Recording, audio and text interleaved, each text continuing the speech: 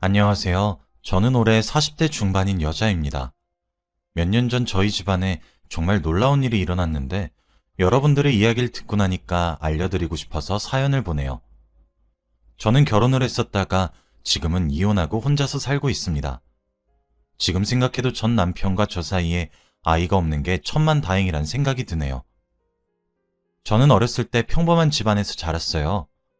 외동딸이었는데 어머니는 직장을 다니셨고 아버지는 사업 준비를 하셨죠.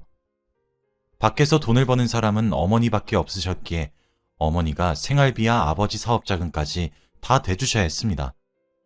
그런데 아버지의 사업이 한 번에 성공하면 몰라요. 사업은 몇 번이나 실패했습니다. 저희 집은 빚이 잔뜩 쌓여갔고 결국 어머니는 집을 나갔죠.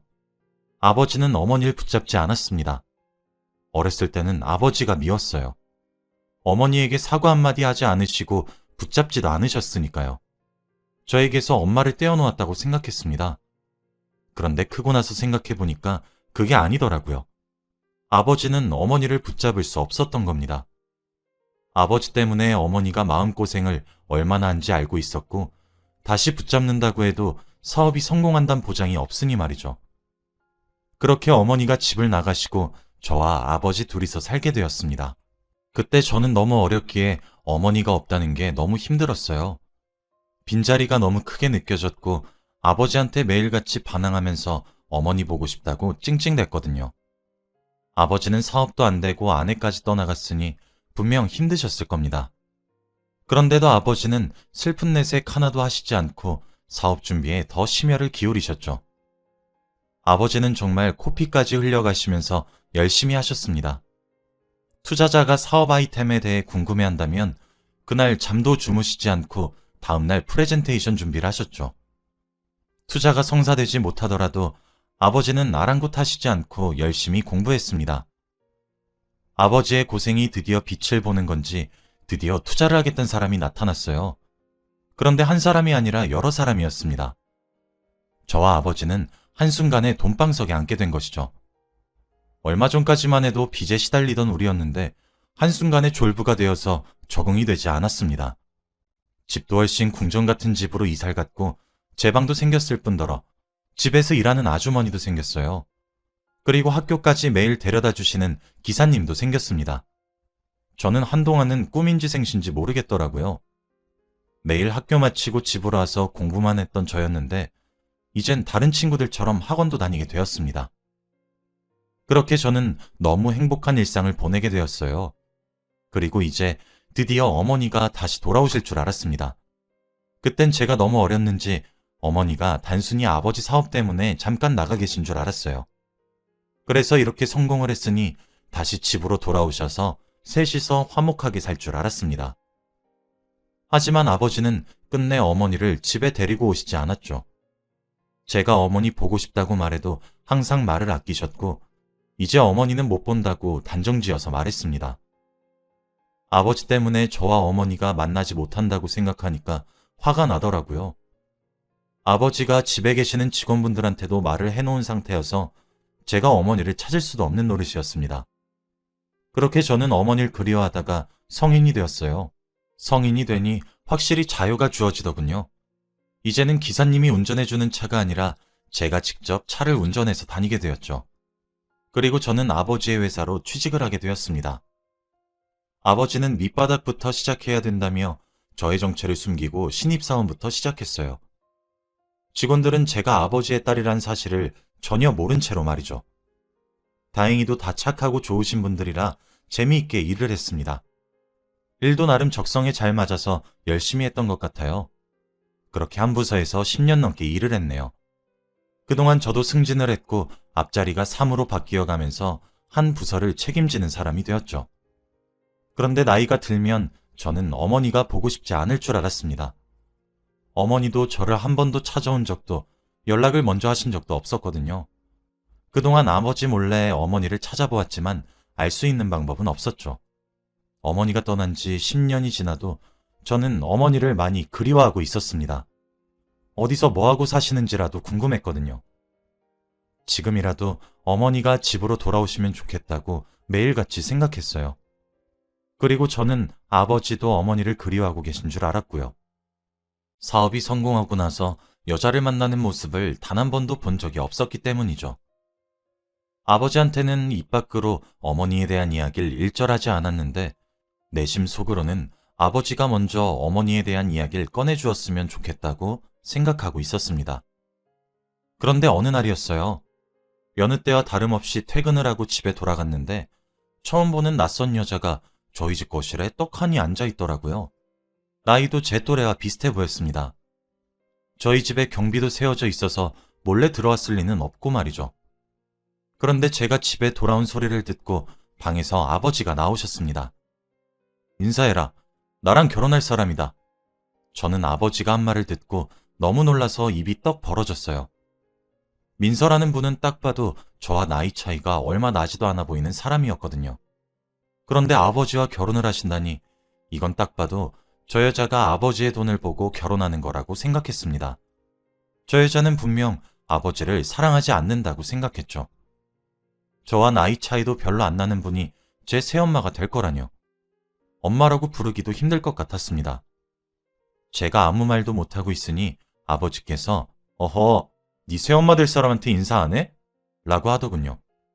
저는 아버지가 너무 미웠습니다. 어머니를 고생만 시키고 결국 집 밖으로 나가게 하셨으면서 젊은 여자를 집으로 데려오다뇨. 이때까지 저는 아버지가 저와 같은 마음으로 어머니를 그리워하고 있는 줄 알았는데 그게 아니었나 봅니다. 저 혼자 어머니를 그리워하고 있던 거였어요. 저는 눈에서 눈물이 차올랐고 처음으로 아버지에게 큰 소리를 냈습니다. 아버지, 어머니한테 미안하지도 않으세요? 아버지 사업 준비하실 때 뒷바라지 다 해준 어머닌 안 보고 싶으시냐고요. 제가 어머니 아직까지 많이 그리워하고 있는 거 아시잖아요. 그런데 어떻게 새파랗게 어린 여자를 데리고 와서 결혼이라뇨. 새엄마라뇨. 전 절대 이 여자 새엄마로 대우 못하고 같이 못 살아요. 제가 이 집에서 나갈게요. 저는 아버지의 대답도 듣기 전에 방으로 들어가서 짐을 대충 챙긴 뒤 집을 나섰어요. 짐을 챙기고 차 안에 앉아서 펑펑 울었습니다. 아버지가 다른 여자를 데리고 온 것도 너무 슬펐지만 제일 슬픈 건 제가 갈 데가 없다는 게 너무 한심했어요. 성인이 되자마자 아버지 회사에 들어가서 일을 했고 아버지가 하라는 대로 했으니까요. 이 차도 이 옷도 이 신발도 전부 다 아버지한테서 얻은 거니까 너무 화가 났습니다. 제가 스스로 잃은 게 하나도 없었죠. 제 자신한테 너무 화가 나서 눈물이 멈추지 않았어요. 저는 대충 회사 근처 호텔에 장기 투숙을 하기 시작했습니다. 집엔 절대 들어가지 않았죠. 물론 아버지도 제가 여기서 지내고 있다는 사실을 알고 계셨을 겁니다. 그래도 끝내 그 여자와 갈라서겠다는 말은 안 하시더라고요. 저는 호텔에서 지내면서 회사에 출근하고 호텔로 퇴근하는 일상을 보냈어요. 점점 삶에 무기력해지고 기운이 없을 때 한 남자가 나타났습니다. 바로 다른 부서에서 저희 부서로 발령난 남자였죠. 남자는 저보다 나이가 어렸는데 소문으로 들어보니 유명한 남자더라고요. 일을 잘하고 센스가 좋아서 성과가 굉장히 좋다고 합니다. 그리고 무엇보다 외모가 잘생겼었어요. 그래서 저도 모르게 눈이 갔나 봅니다. 아무튼 저희 부서로 처음 발령받았을 때 제가 많이 도와주었어요. 그래도 민혁 씨는 하나를 알려주면 열을 아는 성격이라서 제가 일일이 다 말하지 않아도 알아듣더군요. 저보다 나이도 어린 사람이 듬직하게 느껴지니까 기분이 조금 묘했습니다. 그렇게 저와 민혁 씨는 야근도 같이 하고 점심밥도 자주 먹으면서 사적인 자리도 많이 가지게 되었어요. 퇴근하고 나면 술도 한잔하고 주말에도 만나서 영화 보는 그런 사이 말이죠. 저희 부서로 발령난 지 몇 개월이 지나고 그렇게 저와 사귀게 되었습니다. 우리는 비밀 연애를 했는데 아마 팀원들은 다 눈치채고 있었을 겁니다. 그렇게 몇 년간 연애를 했어요. 정말 잘 맞았고 저에게 힘이 되어 주었던 사람입니다. 아마 저와 민혁 씨가 사귀는 것도 아버지는 다 알고 계셨을 거예요. 제 주위에 사람을 붙인 적이 많거든요.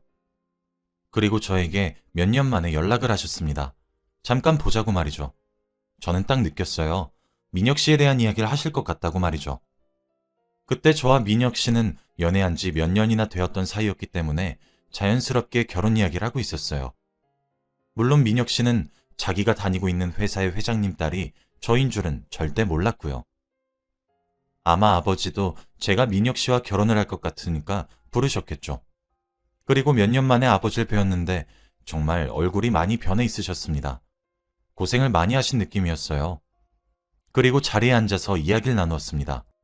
그런데 아버지는 제가 의자에 엉덩이를 닿자마자 너 지금 만나고 있는 남자랑 결혼은 안 된다 라고 하셨어요. 저에게 아무 이유도 말해주시지 않고 대뜸 결혼은 안 된다고 하니까 너무 당황스럽더군요. 그래서 왜 그러냐고 물어보니 답변이 너무 어처구니 없었습니다. 단순히 민혁 씨 집안의 형편이 좋지 않아서 안 된대요. 사실 민혁 씨가 가정 형편이 조금 어려운 편이에요. 그래서 믿을 사람이 대기업에 들어간 민혁 씨밖에 없었고 말이죠. 아버지는 이제 자리에서 물러나셔야 할 때가 됐는데 그러면 아버지의 자리를 민혁 씨가 하게 될 건데 그러면 돈 좀 있고 많이 배웠던 사람이면 좋겠다고 하더라고요. 돈을 안 만져본 사람이 갑작스럽게 큰 자리에 올라가면 정신을 못 차린다고 하면서 말이죠. 저는 평생을 아버지가 하라는 대로 살아왔어요. 그런데 이번만큼은 왠지 모르게 그렇게 하기 싫더라고요. 아버지가 민혁 씨와의 결혼을 반대하시니 오기가 생겨서 오히려 더 결혼을 빨리 하고 싶어졌습니다. 그래서 아버지에게 싫다고 말을 했어요. 아버지, 민혁 씨 그런 사람 아니에요. 그럼 아버지는 가정 형편이 안 좋은 그 여자를 왜 집사람으로 데리고 온 거예요? 제 인생 제가 알아서 살 테니 저한테 이래라 저래라 하지 마세요. 저는 이 말을 남기고 자리를 떴습니다. 그리고 저는 민혁 씨에게 찾아가 모든 사실을 다 말했어요. 제가 어떤 집안의 딸이고 새엄마로 온 사람은 어떤 사람인지 전부 다 말이죠. 민혁 씨는 듣는 내내 충격을 받은 듯한 표정이더라고요. 그래서 결혼은 물 건너간 줄 알았습니다. 근데 그게 아니더라고요. 갑자기 제 손을 턱 잡고는 우리 결혼하자 라고 했습니다. 저는 심장이 미친 듯이 뛰었고 당연히 승낙을 했죠. 저희는 그날 결혼을 약속하게 되었습니다. 그런데 며칠 뒤 좋은 소식이 들려왔어요. 저희 회사는 한 달에 한 번씩 최고의 성과를 낸 직원한테 성과금을 주고 축하 파티를 하는 문화가 있습니다. 이 큰 회사에서 한 달에 한 번의 주인공이 되기에는 굉장히 어렵죠. 그런데 그 힘든 것을 민혁 씨가 해냈습니다. 회사에 입사하고 처음으로 회사의 인재로 뽑힌 것이죠. 다들 너무 축하해 주었고 기분도 너무 좋았습니다. 그런데 그날 저녁에 아버지가 연락이 오셨어요. 넷이서 식사 자리를 갖자고 말이죠. 아마 새엄마와 아버지, 그리고 저와 민혁 씨, 이렇게 넷이었겠죠. 그리고 아버지도 민혁 씨가 인재로 뽑혔다는 소식을 들으신 것 같았습니다. 드디어 결혼을 허락해 주시는 건가 싶어서 매우 기분이 좋았어요. 며칠 뒤 저희 넷이서 식사 자리를 가졌습니다. 솔직히 친엄마도 아닌 그 여자를 새엄마라고 소개하는 게 부끄럽긴 했지만 어차피 결혼한다면 알아야 하는 사실이니 아랑곳하지 않았어요. 다행히도 식사 자리는 좋게 끝났고 아버지가 마지막으로 결혼한 날짜는 언제로 할 거냐고 말씀하시더라고요. 바로 저와 민혁 씨의 결혼을 허락하신 거였습니다. 저는 하늘을 날듯이 기뻤고 최대한 빨리 결혼식을 올리기로 했죠. 저와 민혁 씨의 결혼은 저희 회사에 소문이 돌았고 다들 놀라했습니다. 그리고 제일 놀란 것은 결혼식장에 제 아버지석에 앉아있는 분을 보고 다들 놀라셨죠. 이때까지 평범한 직원인 줄 알았던 제가 알고 보니 자신들이 다니던 회사의 회장님 딸이라고 하니 말입니다. 저는 결혼식 날 이제 말씀드려서 죄송하다고 전했고 행복한 결혼식을 올렸어요. 그리고 저희는 행복할 줄 알았습니다. 신혼집은 제 친정집과 차로 10분 거리에 잡았어요. 그런데 신혼생활이 점점 시작되려고 하는데 회사 일이 너무 바빠지더라고요. 매일 퇴근하고 남편과 같이 집으로 가서 저녁을 해먹고 같이 자는 게 신혼생활의 묘미인데 하필 프로젝트 시기랑 겹쳐서 저만 맨날 야근을 해야 했습니다. 남편은 미리 집으로 퇴근하고 말이죠. 그런데 다행히도 저와 같이 프로젝트를 진행하는 사람이 제 사촌 오빠더라고요. 사실 이것도 사람들한테는 말 안 했는데 제 사촌 오빠는 평범한 직원인 줄 압니다. 저와 남남 사이인 줄 알죠. 굳이 밝힐 필요도 없고 밝힐 시기도 놓쳐서 말을 하고 있지 않았습니다. 남편도 모릅니다. 결혼식 날 외국에 있었고 프로젝트를 위해 한국에 잠시 온 거거든요. 아무튼 남편은 모르는 사촌 오빠와 함께 대형 프로젝트를 진행한다고 매일같이 밤을 새웠어요. 남편에겐 너무 미안했지만 너무 중요했기 때문에 미룰 수 없었죠. 그래서 야근도 잦고 집에도 잘 못 들어갔습니다. 가끔씩 집에 들어가는 날이면 새벽 2시나 3시쯤에 들어갔는데 그때마다 남편의 태도가 조금 이상했어요. 저한테 수고했다고 안아주거나 위로를 해줘야 할 남편이 제가 집으로 들어가면 저를 째려보았고 나쁘게 대했거든요. 처음엔 그저 심술인 줄 알았어요. 신혼인데 같이 못 있으니까 속상해서 그런 줄 알았죠. 그런데 그게 아니더라고요. 제가 집에 늦게 들어가면 오늘도 늦게 들어왔네? 일한다고 늦게 들어온 거 아니지? 라고 하면서 저를 의심하는 말을 내뱉었죠. 저는 너무 당황스러워서 그게 무슨 말이야? 너 당연히 일하고 왔지. 라고 했지만 제 말을 믿는 눈치가 아니었습니다. 솔직히 너무 놀랐지만 그때는 너무 피곤했고 해명할 힘도 없었기에 바로 씻고 잤어요. 그렇게 매일이 반복이었습니다. 제가 아무리 아니라고 말해도 전혀 믿지 않으니까 화가 나더군요. 그래서 이 남자 제대로 삐졌네 싶었습니다. 사촌 오빠와 제가 프로젝트를 드디어 성공적으로 끝내고 며칠간의 포상휴가가 생겼어요. 그래서 오랜만에 남편과 사이도 풀어볼 겸 남편과 같이 백화점으로 향했습니다. 남편한테 좋은 옷도 사주고 맛있는 것도 먹으면서 속상해했던 것을 풀어주기 위해서 말이죠. 남편한테 오랜만에 신발을 사주기 위해서 명품관에 들렀습니다. 이거 신어보고 저거 신어보다가 드디어 마음에 드는 것을 고르더라고요. 그런데 그 신발이 남자와 여자 커플화인 겁니다. 그래서 저도 같이 신으면 좋으니까 저도 사려고 했어요. 저도 이리저리 신어보면서 남편과 같이 하하호호 웃고 있었습니다. 그런데 남편이 갑자기 장모님이랑 장인어른 신발도 사줄까? 라고 하더라고요. 솔직히 그 여자한텐 제 돈을 전혀 쓰고 싶진 않았지만 남편이 그런 말을 하는 게 기특해서 그렇게 하기로 했습니다. 그런데 저는 아버지의 신발 사이즈를 아는데 그 여자의 신발 사이즈는 모르겠더라고요. 그래서 신발들을 보면서 헤매고 있으니 갑자기 남편이 장모님 240 하시면 될걸? 이라고 자연스럽게 말하는 겁니다. 저는 남편에게 당신이 그 여자 신발 사이즈를 어떻게 알아? 라고 말했어요. 그런데 거짓말 못하는 남편은 식은땀을 줄줄 흘리면서 그냥 여자들 원래 거의 다 240 신지 않나? 라고 하면서 넘어갔죠. 솔직히 그때 조금 의아했어요. 왜 발 사이즈를 잘 알지 싶었거든요. 제가 알기론 둘이 그렇게 친하지 않습니다. 아무튼 신발을 사고 친정집으로 갔어요. 아버지와 그 여자한테 신발을 주기 위해서 말이죠. 저와 남편이 집에 딱 들어가니까 그 여자가 방에서 나오더군요. 그런데 그 여자가 하는 말은 가관이었습니다.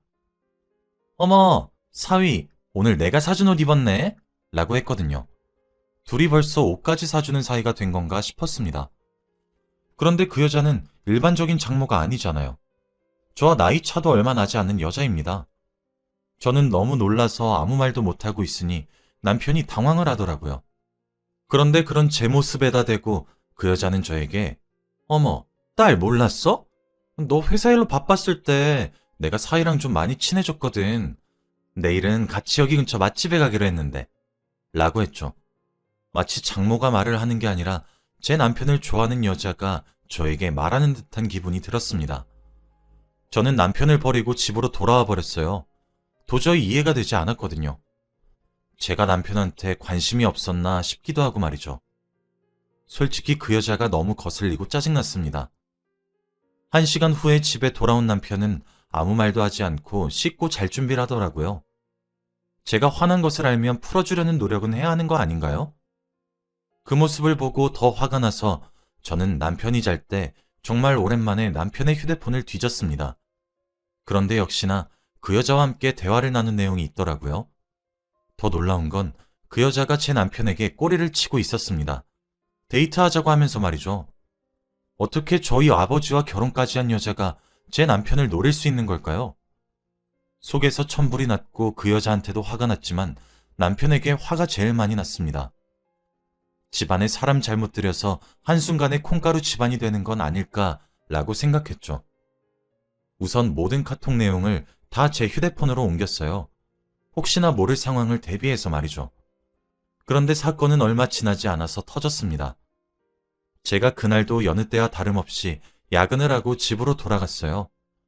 그런데 제가 거실로 오자마자 방에 있던 남편이 화가 잔뜩 난 표정으로 저에게 성큼성큼 걸어오더니 대뜸 제 뺨을 내리치는 겁니다. 아주 세게 말이에요. 저는 남편이 때린 뺨에 넘어지고 말았습니다. 갑자기 이런 상황이 도저히 믿기지 않아서 왜 그러냐고 소리를 질렀어요. 그런데 제 눈앞에 사진 한 장을 주더라고요. 그런데 사진이 이상했습니다.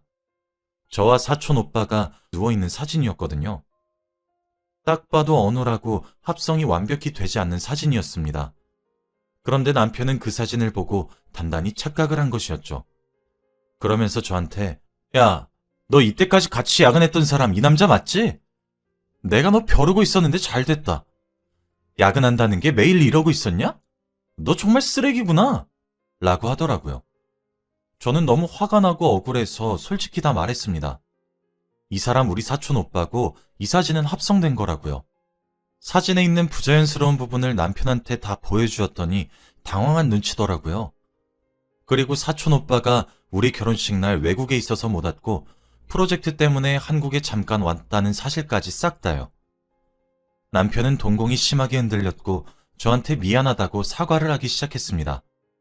무릎을 꿇고 두 손을 싹싹 빌면서요. 전 이 사진 어디서 났냐고 물었습니다. 그런데 남편이 하는 말은 충격적이었어요. 장모님이 주셨어. 그 여자는 저 몰래 남편한테 찝쩍거린 것으로 모자라 제가 외도한다고 거짓말까지 했더라고요. 이러면서 남편과 가까워지려고 했던 것이었습니다. 저는 화가 미칠 듯이 났고 당장 친정집으로 달려갔어요.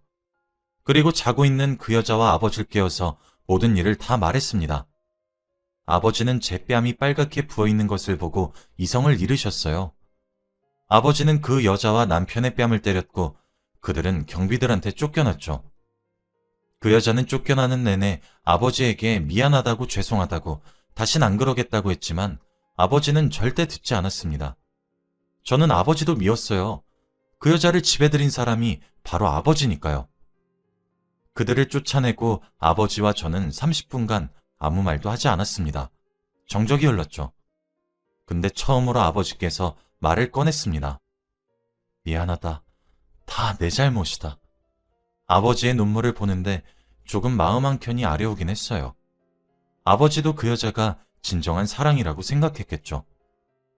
그 여자와 남편은 집에서 쫓겨났고 남편은 회사에서도 잘렸죠. 그리고 저는 다시 친정집으로 돌아왔습니다. 아버지와 단둘이서 살기 위해서 말이죠. 그리고 시간이 지난 지금은 회사를 제가 물려받기로 했어요. 아버지가 다른 사람들은 못 믿겠으니 저보고 하라셨습니다. 저도 그게 낫다고 생각해요. 지금은 이혼하고 혼자서 살고 있는데 정말 마음이 편해요. 여러분도 결혼 꼭 신중하게 잘 생각해 보시고 하시길 바랍니다. 제 이야기는 여기까지예요. 들어주셔서 감사합니다.